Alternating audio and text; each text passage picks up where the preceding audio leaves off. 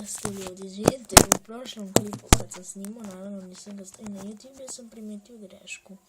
Nisam rekao 2015. kad sam, na početku 2015. kad sam je dobio, nego sam rekao 2015. Znači, evo, jedna igrica moja omiljena i naravno prvo pokazao sam je u prvom klipu.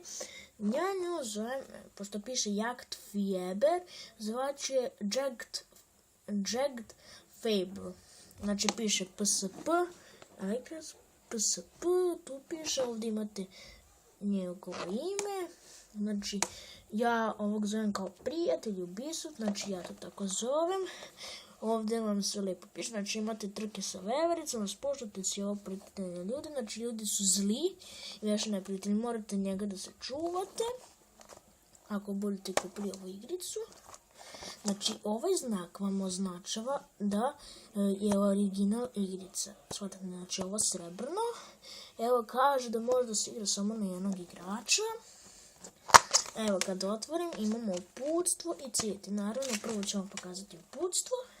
I evo, znači, ne mogu vam sve čitati, naravno, na engleskom je. Mislim, ja znam engleski, ali ne znam ga odlično. Imate opis negdje koji su vam sve likovi.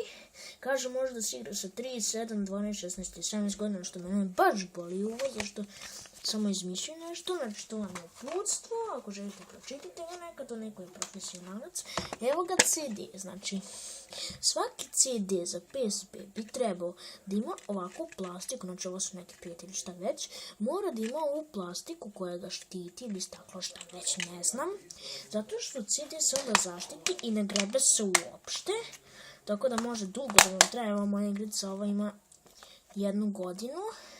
I znači igrica mi se mnogo svidjela i mogu da vam kažem da možete da je kupite. Znači igrice za PSP uopšte nisu skupe.